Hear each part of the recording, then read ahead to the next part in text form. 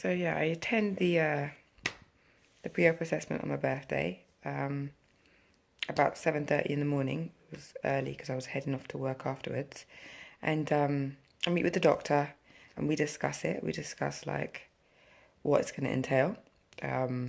Basically, they're going to put me under general anaesthetic, which means they'll put me to sleep. I wouldn't be able to drive, so I'd need somebody to drop me and pick me up. It would be a day surgery, so it would be done in the morning, and then I'd be able to be picked up a few hours later. I would require 3 days of rest, and then on the fourth day, I'd be able to resume my normal activities and go back to work, etc. So I was kind of like, okay, yeah, you've explained it. And I said, are there any risks associated with it? And he kind of was just like, this is such a normal surgery that's done so frequently. It's extremely rare. So I was like, okay, cool. So I signed off on it because to me, if it was something that was routine and frequent, then hey, you know what you're doing, right? So I signed off on it, and I was scheduled to come back for the actual biopsy in February. Okay, so it was like a few weeks, not even that. And I said, okay, great. So I left there, went home, and got on with normal life until the day of the actual biopsy. My dad picked me up early in the morning, and he took me to the local hospital for the biopsy. When I got there, they asked me to strip into a hospital gown. So I'm like, okay, cool. Did that. And then they said, all right, we're going to put an injection in your arm, which is anesthesia. And you're going to count from 10 backwards. And you'll literally be out for the count. Oh, and before I actually did all the anesthesia, we went through these double doors into like a room. I don't know, an operating room. So I missed that part out. But anyway. So then I was counting from 10 backwards, 10, 9, 8, and before I knew it, I was out. When I woke up, I was in a recovery unit with 2 empty beds either side of me, actually. And I remember saying, ow, ow, because it was sore. It wasn't like excruciating pain, but it was just really sore. And the nurse came over and she said, oh, hi, you're awake. And I said, yeah, I'm sore. And she said, yeah, you will be, but it all went really well. And the piece has been sent off to the lab and you'll get some results within a few weeks, she said, initially. Yeah, within a few weeks. So I said, okay, fine. I said, I'm ready to go. I want to call my dad. And she said, oh, no, just rest for a little while. Give it like 45 minutes. And then, yeah, sure, you can call somebody to collect you. So I'm like, okay, perfect. And she actually gave me some painkillers because it was sore. And I didn't want to feel anything, right? So I'm like, yeah, sure, give me some drugs. So she gave me some medication and I took that and yeah.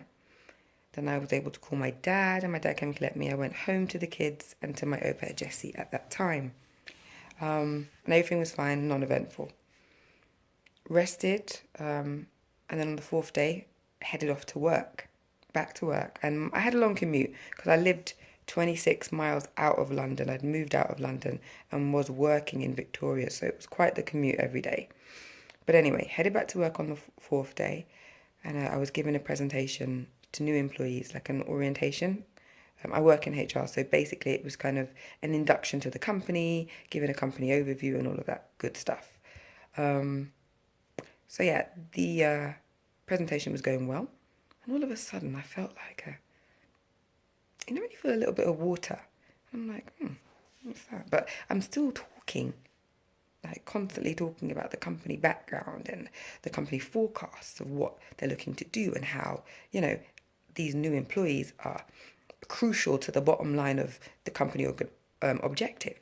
And then all of a sudden, gush, it was like, in the movies when a woman is about to give birth and they have their water break and it's like psh of water. Well, it was kind of like that. Because that didn't happen when I was giving birth to both of my babies. My waters broke, but it was like nothing. It was like a little trickle. Like it wasn't even like I peed myself. It wasn't even... In the movies, I think they over-dramatize it. because I don't know anybody that really has that gush in real life. But anyway, that is what happened to me in this presentation, right? So you can imagine I was mortified. I felt so embarrassed. I moved so quickly. Call me Supergirl, the way I flew into that bathroom. And I went into the cubicle and I bawled my eyes out. I was bawling. And I'm like, oh my God, this is so embarrassing. What the fuck? Excuse my French. And then I was like, okay, you know what, Sasha? You're a professional. You are a professional. So I put back on that professional hat. You know what I'm saying? Metaphorical here, right? And I'm like, go and speak to your manager. Let her know that you need to head back to the hospital right now. And so, okay. So I came out the cubicle. I went to find my manager. And I'm like, Grace, my leg's leaking water. She looked at me. And she's like, get out of here. And I'm like, okay, thank you. So I head back to the hospital, back on my commute, back to my area, to my local hospital, and I head back there. So I arrive there and I'm like, okay.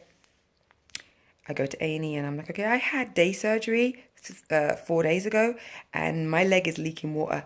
Look. And I'm standing in a puddle. Yes, I was standing in a puddle. Okay.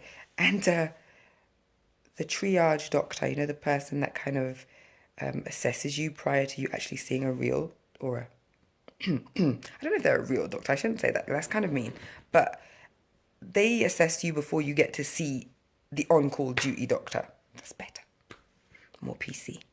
And so I'm explaining and showing, and they're like, okay, and they just take a seat. I'm like, sit in my wet. Is that what you want me to do? Sit down in my wet? They're like, okay, a nurse will see you now. I'm like, thank you. So then the nurse comes, calls me through to a cubicle. I go into the cubicle and she asked me to obviously pull down my trousers. I do. She's looking at the dressing and it's just soaked through. So she's like, oh, okay, let me have a look. Opens up the wound, opens up the dressing, should I say, looks at the wound and says, okay, it's fine. What you need is to change your dressing more regularly. I'm side-eyeing her now like, change my dressing more regularly? Are you sure? She's like, oh yes, it's fine. Your lymph nodes have been interrupted, so this is perfectly normal, okay? Because your lymph nodes have been interrupted, you are going to leak water. Weren't you advised of that? So you can imagine my face. Look at my face now and think of it like 10 times worse. I was not impressed. I was like, no, I wasn't advised. And I attended a pre-operative assessment. And nobody mentioned that I'd be walking around leaking water, which is a factor that kind of may have swayed my decision on you lot interrupting my lymph nodes. And she's like, okay, no. Honestly, it will stop. I said, okay, so when? When's it going to stop, nurse? She said, I'm not sure. I can't give you an exact date because everybody's body's different and everybody's body reacts differently. However, what I can do is patch you up and give you a lot of dressing and you just need to change it more frequently. I said, okay. So it's nothing to worry about. She said, no. Maybe you want to bring a change of clothes with you when you head off to work. Okay, so you can imagine I weren't vexed. I weren't happy. I weren't happy at all. But I'm like, okay, this is a process. Sasha, maybe this is teaching you the art of patience. Maybe this is what it's trying to teach you. So I'm like, okay. All right, thanks, nurse. Thanks for the dressing. No problem. So I go home. And thankfully, this is like Friday, right? So I've got the weekend. And I'm like, okay, I'm just going to change this dressing and sort myself out. Everything's going to be fine. I'm going to be fine. So the weekend was non-eventful. Just take my son to soccer. Oh, look at me. I've been in Canada too long. Look at that. I mean football. Wow. I've been in Canada 2 years. Look, and I'm forgetting that. It's actually called football, people. It is football. Anyway. Anyway, I took my son to football on a Saturday morning. And weren't feeling great. And the leg's still leaking, but I'm changing my dressing regularly and blah, blah, blah. And Sunday he had a match, so I took him to the football match. And same thing, still changing the dressing, not feeling great, but hey, it's part and parcel of it all. Monday, I decide I'm going back to work again, right? I bring a change of clothes and I have spare dressings. I make it to maybe 3 o'clock at work and I'm like, hell no, I don't feel right. So I'm like, okay, Grace, I'm going to head off because I'm just not feeling so well. And she's like, no, you look really pale. I think you should go. And I think you should probably go into the doctors again and see if they can give you anything, because you don't seem like yourself today.